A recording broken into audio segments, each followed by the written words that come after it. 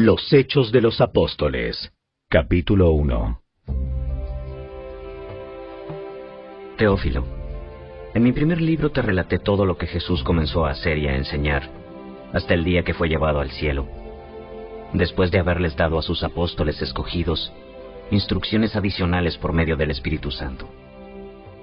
Durante los 40 días después de que sufrió y murió, Cristo se apareció varias veces a los apóstoles y les demostró con muchas pruebas convincentes que Él realmente estaba vivo, y les habló del reino de Dios. Una vez, mientras comía con ellos, les ordenó: No se vayan de Jerusalén hasta que el Padre les envíe el regalo que les prometió. Tal como les dije antes, Juan bautizaba con agua, pero en unos cuantos días ustedes serán bautizados con el Espíritu Santo. Así que mientras los apóstoles estaban con Jesús, le preguntaron con insistencia: Señor, ¿ha llegado ya el tiempo de que liberes a Israel y restaures nuestro reino? Solo el Padre tiene la autoridad para fijar esas fechas y tiempos, y a ustedes no les corresponde saberlo.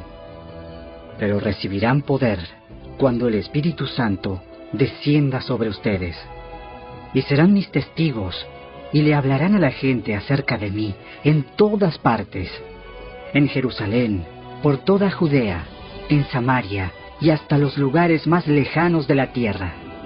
Después de decir esto, Jesús fue levantado en una nube mientras ellos observaban, hasta que ya no pudieron verlo. Mientras se esforzaban por verlo ascender al cielo, 2 hombres vestidos con túnicas blancas de repente se pusieron en medio de ellos. Hombres de Galilea, ¿por qué están aquí parados, mirando al cielo? Jesús fue tomado de entre ustedes y llevado al cielo, pero un día volverá del cielo de la misma manera en que lo vieron irse.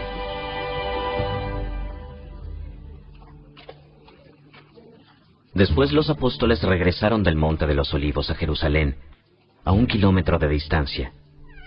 Cuando llegaron, subieron a la habitación de la planta alta de la casa donde se hospedaban.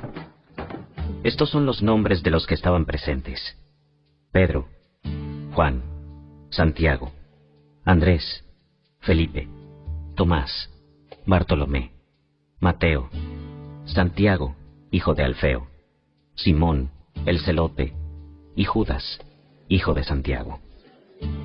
Todos se reunían y estaban constantemente unidos en oración, junto con María, la madre de Jesús, varias mujeres más, y los hermanos de Jesús. Durante aquellos días, cuando aproximadamente 120 creyentes estaban juntos en un mismo lugar, Pedro se puso de pie y se dirigió a ellos. Hermanos, las Escrituras tenían que cumplirse con respecto a Judas, quien guió a los que arrestaron a Jesús. Esto lo predijo hace mucho tiempo el Espíritu Santo, cuando habló por medio del rey David. Judas era uno de nosotros y participó con nosotros en el ministerio. Judas había comprado un campo con el dinero que recibió por su traición. Allí cayó de cabeza. Se le reventó el cuerpo y se le derramaron los intestinos. La noticia de su muerte llegó a todos los habitantes de Jerusalén, y ellos le pusieron a ese lugar el nombre arameo Acéldama, que significa campo de sangre. Esto estaba escrito en el libro de los Salmos, donde dice: que su casa quede desolada y que nadie viva en ella. También dice: que otro tome su lugar. Entonces ahora tenemos que elegir a alguien que tome el lugar de Judas entre los hombres que estaban con nosotros todo el tiempo mientras viajábamos con el Señor Jesús, desde el día en que Juan lo bautizó hasta el día en que fue tomado de entre nosotros. El que salga elegido se unirá a nosotros como testigo de la resurrección de Jesús. Así que propusieron a 2 hombres, a José, a quien llamaban Barsabás, también conocido como Justo, y a Matías. Después todos ellos oraron. Oh Señor, tú conoces cada corazón. Muéstranos a cuál de estos hombres has elegido como apóstol para que tome el lugar de Judas en este ministerio. Porque él nos ha abandonado y se ha ido al lugar que le corresponde. Entonces echaron suertes, y Matías fue elegido para ser apóstol con los otros 11.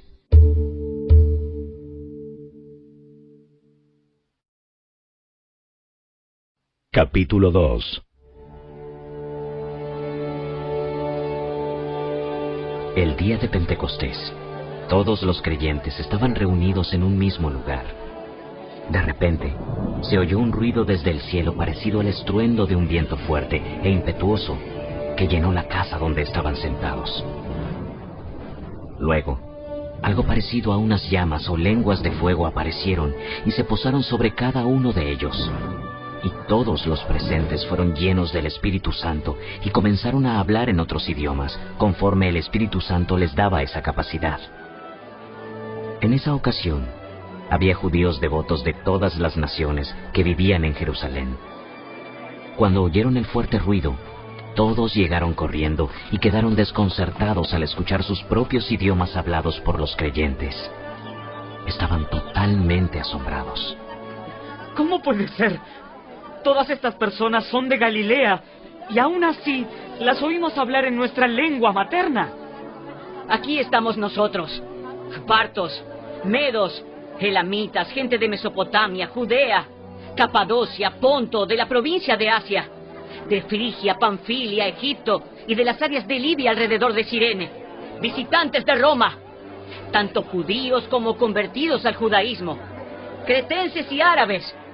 Y todos oímos a esta gente hablar en nuestro propio idioma acerca de las cosas maravillosas que Dios ha hecho. Quedaron allí, maravillados y perplejos. Se preguntaban unos a otros: ¿qué querrá decir esto? Pero otros entre la multitud se burlaban de ellos diciendo: solo están borrachos.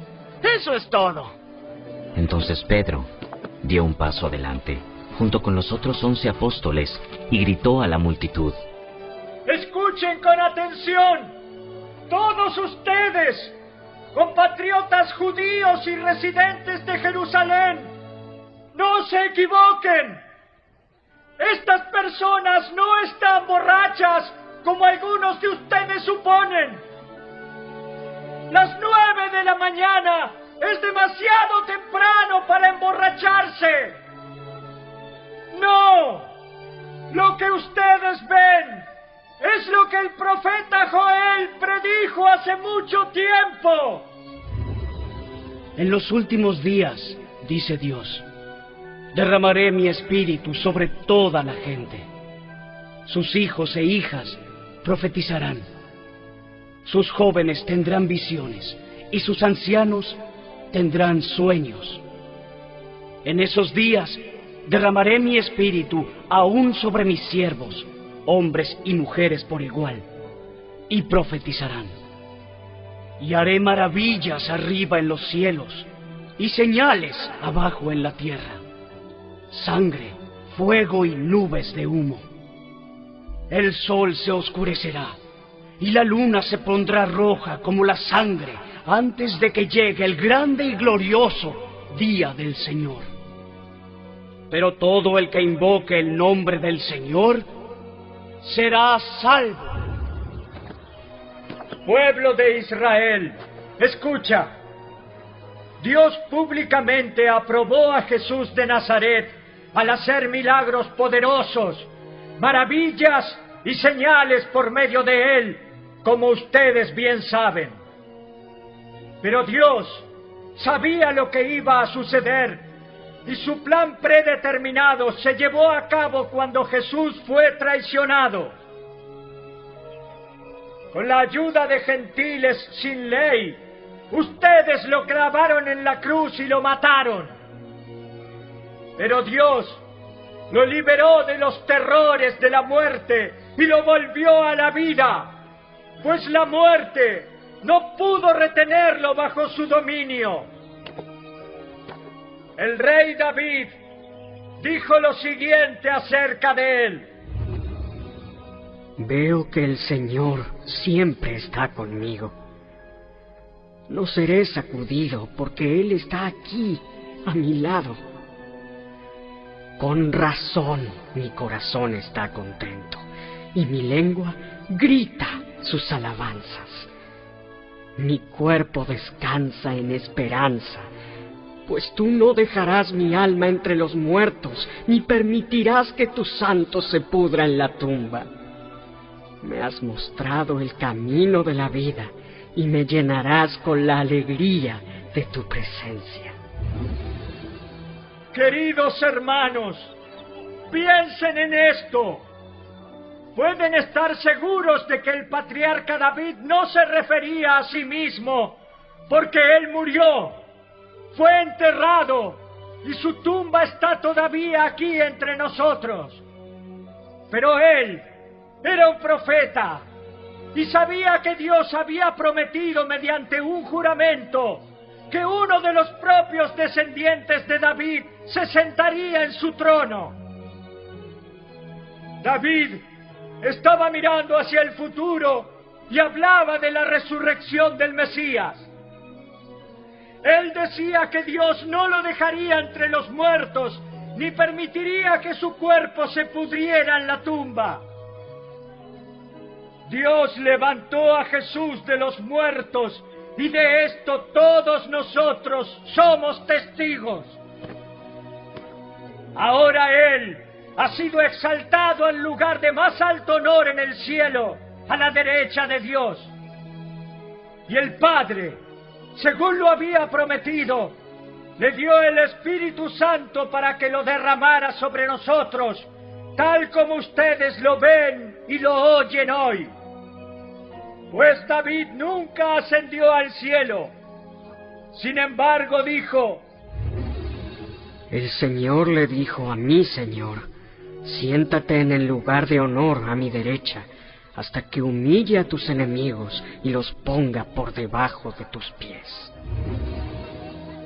Por lo tanto, que todos en Israel sepan sin lugar a dudas que a este Jesús, a quien ustedes crucificaron, Dios lo ha hecho tanto Señor como Mesías.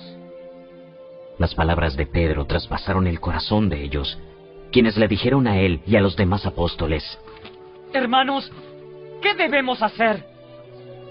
Cada uno de ustedes debe arrepentirse de sus pecados y volver a Dios, y ser bautizado en el nombre de Jesucristo para el perdón de sus pecados.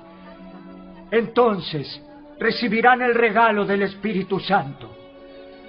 Esta promesa es para ustedes, para sus hijos y para los que están lejos, es decir, para todos los que han sido llamados por el Señor, nuestro Dios.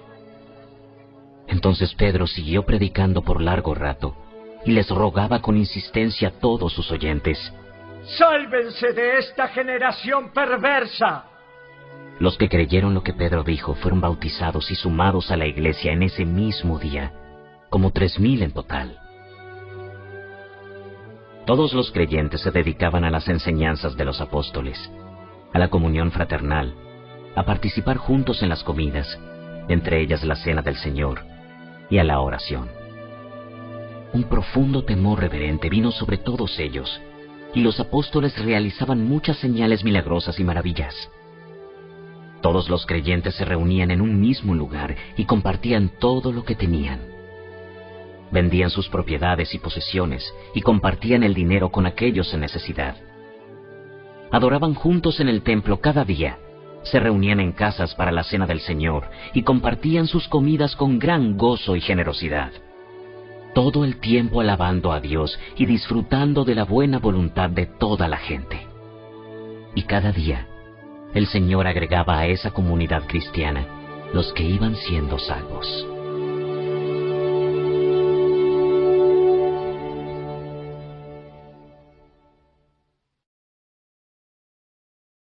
Capítulo 3. Cierta tarde, Pedro y Juan fueron al templo para participar en el servicio de oración de las 3 de la tarde. Mientras se acercaban al templo, Llevaban cargando a un hombre cojo de nacimiento. Todos los días lo ponían junto a la puerta del templo, la que se llama Hermosa, para que pidiera limosna a la gente que entraba. Cuando el hombre vio que Pedro y Juan estaban por entrar, les pidió dinero. Pedro y Juan lo miraron fijamente, y Pedro le dijo: Míranos. El hombre lisiado los miró ansiosamente, esperando recibir un poco de dinero. Pero Pedro le dijo: Yo no tengo plata ni oro para ti, pero te daré lo que tengo. En el nombre de Jesucristo de Nazaret, levántate y camina. Entonces Pedro tomó al hombre lisiado de la mano derecha y lo ayudó a levantarse. Y mientras lo hacía, al instante los pies y los tobillos del hombre fueron sanados y fortalecidos. Se levantó de un salto, se puso de pie y comenzó a caminar. Luego entró en el templo con ellos, caminando, saltando y alabando a Dios. Toda la gente lo vio caminar y lo oyó adorar a Dios. Cuando se dieron cuenta de que él era el mendigo cojo que muchas veces habían visto junto a la puerta Hermosa, quedaron totalmente sorprendidos. Llenos de asombro, salieron todos corriendo hacia el pórtico de Salomón, donde estaba el hombre sujetando fuertemente a Pedro y a Juan. Pedro vio esto como una oportunidad y se dirigió a la multitud. Pueblo de Israel, ¿qué hay de sorprendente en esto? ¿Y por qué nos quedan viendo como si hubiéramos hecho caminar a este hombre con nuestro propio poder o nuestra propia rectitud? Pues es el Dios de Abraham, de Isaac y de Jacob, el Dios de todos nuestros antepasados, quien dio gloria a su siervo Jesús al hacer este milagro. Es el mismo Jesús a quien ustedes rechazaron y entregaron a Pilato, a pesar de que Pilato había decidido ponerlo en libertad.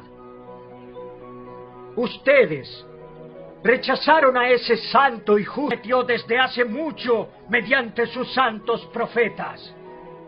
Moisés dijo: El Señor Dios de ustedes les levantará un profeta como yo de entre su propio pueblo. Escuchen con atención todo lo que Él les diga. Cualquiera que no escuche a ese profeta será totalmente excluido del pueblo de Dios. Comenzando con Samuel, cada profeta habló acerca de lo que sucede hoy en día. Ustedes son los hijos de esos profetas y están incluidos en el pacto que Dios les prometió a sus antepasados. Pues Dios le dijo a Abraham: todas las familias de la tierra serán bendecidas por medio de tus descendientes. Cuando Dios levantó a su siervo, Jesús, lo envió primero a ustedes, pueblo de Israel, para bendecirlos al hacer que cada uno se aparte de sus caminos pecaminosos.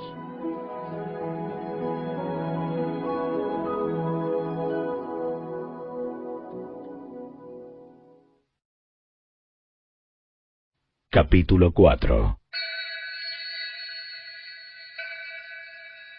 Mientras Pedro y Juan le hablaban a la gente, se vieron enfrentados por los sacerdotes, el capitán de la guardia del templo y algunos de los saduceos. Estos líderes estaban sumamente molestos porque Pedro y Juan enseñaban a la gente que hay resurrección de los muertos por medio de Jesús. Los arrestaron y, como ya era de noche, los metieron en la cárcel hasta la mañana siguiente. Pero muchos de los que habían oído el mensaje lo creyeron, así que el número de creyentes ascendió a un total aproximado de 5,000 hombres, sin contar a las mujeres y a los niños.